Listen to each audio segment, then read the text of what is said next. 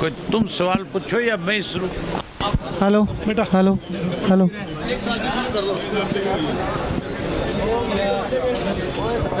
30 तारीख को चुनाव हो रहा है और इस चुनाव की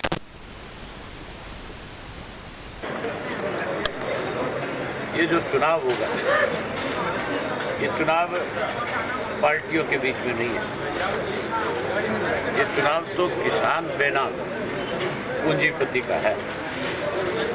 मैंने जो रिजाइन किया था वो किसान का आंदोलन कैसे मजबूत हो, कैसे पूंजीपतियों के घुटने टूटे, कैसे सरकार मजबूर हो इस बात के लिए कि जो काले कानून बनाए गए वो वापस हो।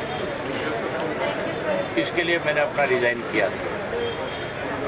और आज फिर जब ये उपचुनाव हो रहा है, इस उपचुनाव में भी इसी बात का फैसला होना है कि क्या लोग पूंजीपति के पक्ष में जाएंगे या फिर इस किसान आंदोलन को मजबूत करने के लिए, इन 3 कृषि के काले कानूनों को खत्म कराने के लिए मेरे पक्ष में वोट डालें। मुझे पूरा भरोसा है इलाहाबाद के मतदाताओं को। उन्होंने सदैव जो है हमारी पार्टी को ताकत देने का काम, और मैंने भी सदा इलाहाबाद के लोगों ने जो विश्वास मेरे ऊपर किया, उस विश्वास को कभी टूटने नहीं दिया।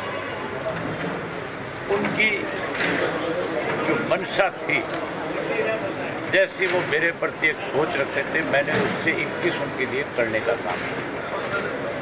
आज बहुत लोग हैं, तरह तरह के लोगों के अंदर ला करके भ्रम फैला करके वोट लेने का प्रयास करेंगे, लेकिन इलाहाबाद की जनता उनको बहुत बड़ा सबक सिखाएगी। कुछ लोग जो गाड़ी घोड़े देने की बात करते हैं, कोई पैसों की बात करते हैं, कोई गौशालाओं में जा रहे हैं, कोई मंदिरों में जा रहे हैं, जो लोगों में भ्रम पैदा करने की कोशिश करें, उन लोगों को खास तौर पर सबक इलाहाबाद के लोग सिखाएंगे। मंदिर में भी पैसा लेंगे, गौशाला में भी लेंगे, लेकिन वोट की ऐसी चोट करेंगे कि वो सारी उम्र याद रखेंगे। यहाँ बिकता नहीं, यहाँ तो जो मतदाता है वो सबक सिखाता है। अब की बार भी सबक सिखाएंगे। हुड्डा ने कल कहा कि 6 महीने बाद फिर दोबारा इस्तीफा देना पड़ेगा, मैं अविश्वास प्रस्ताव लेके आऊँगा। वो चुनाव क्यों लड़ रहे हैं? शैलजा ने भी जो है आप पे बार बार जो है निशाना साधा कि चुनाव से ये पूछ लो आप एक बार। मैंने आपसे कहा था शैलजा से पूछना ये कानून किसने बनाए। आपने कल ये बात पूछी शैलजा से, आज ही पूछी हो। शैलजा इस बात का जवाब दे पाई? शैलजा इस बात के ऊपर अपनी सफाई दे पाई क्या? आपके प्रश्न को टाल गई। हुड्डा से भी ये पूछ लेना कि तू उस कमेटी का मेंबर था जिस कमेटी ने इस ड्राफ्ट को तैयार किया था, और तेरा लड़का 2.5 फुट के 2-2 फुट के आलू गाड़े की बात कर रहा था।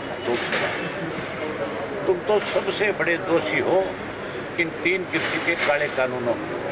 नंबर 2, भूपेंद्र सिंह हुड्डा से पूछना, तू किसान का अगर हितैषी है तो फिर तू बॉर्डर पे क्यों नहीं रहनी? तो एक दिन भी किसी धरने में शामिल क्यों नहीं हुआ? अगर हुड्डा इन बात का जवाब दे, अगर आप संतुष्ट हो तो मेरे पास आके बताना, आप जो कहोगे करूँगा।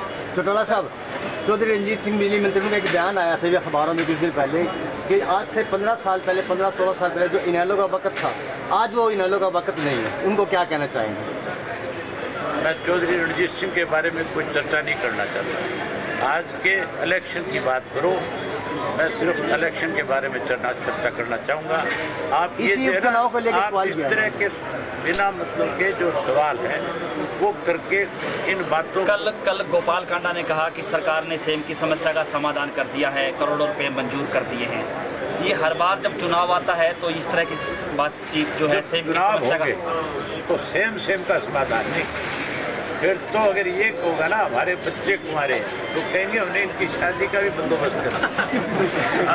ये चुनाव के समय बरसाती मेंढक है आएंगे और जो इनसे आप हाँ करवाना चाहोगे वो हर चीज़ की हाँ करेंगे। यहाँ के लोगों को पता है कि इनकी समस्या का समाधान कौन कर सकता है, कौन इनकी समस्याओं को विधानसभा में उठा सकता है, कौन सरकार की गर्दन पे पैर रख सकता है।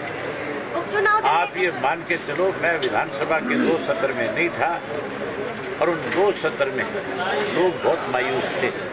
आज हर हरियाणा का व्यक्ति चाहता है कि अभय सिंह चौटाला विधानसभा के सदस्य के रूप में विधानसभा में जाए ताकि हर वर्ग के लोगों की आवाज़ को अच्छे ढंग से विधानसभा में उठाकर सरकार को मजबूर कर सके। सर आपने किसानों के कहने से इस्तीफा दिया था, किसानों के कहने से दोबारा उम्मीदवार बने आप इन दोनों के यहाँ से। कांग्रेस का कहना है कि आपने जब इस्तीफा दिया था आपने कहा था कि जब तक तीनों कानून वापस नहीं हो जाते मैं कांग्रेस के लोग जो कांग्रेस के लोग ये बात करें वो एक वीडियो क्लिप ला करके मेरी दिखाएं कि मैंने कहीं ये कहा हो कि मैं विधानसभा का उपचुनाव नहीं लड़ूंगा। ये कांग्रेसी झूठ बोलते हैं, जन्मजात के झूठे हैं, इनकी आदत है ये झूठ का सहारा लेकर के कहीं अपनी राजनीति चमकाने की कोशिश में लगे रहते हैं हमेशा। आज कांग्रेस का जितना बुरा हाल है किसी राजनीतिक दल का नहीं है। सर उनका कहना है कि आपने ये कहा था कि मैं विधानसभा की तरफ देखूंगा नहीं जब तक तीनों कृषि कानून वापस नहीं होते। अरे मैं कह रहा हूँ आपसे, आपके माध्यम से कह रहा हूँ उन लोगों को कि वो कोई क्लिप तो दिखाए। अगर वो कोई क्लिप लेकर के आते हैं तो फिर आप मेरे पास आ जाना, फिर आप मुझसे सवाल कर लेना, फिर मैं आपको बता दूंगा सारे जवाब।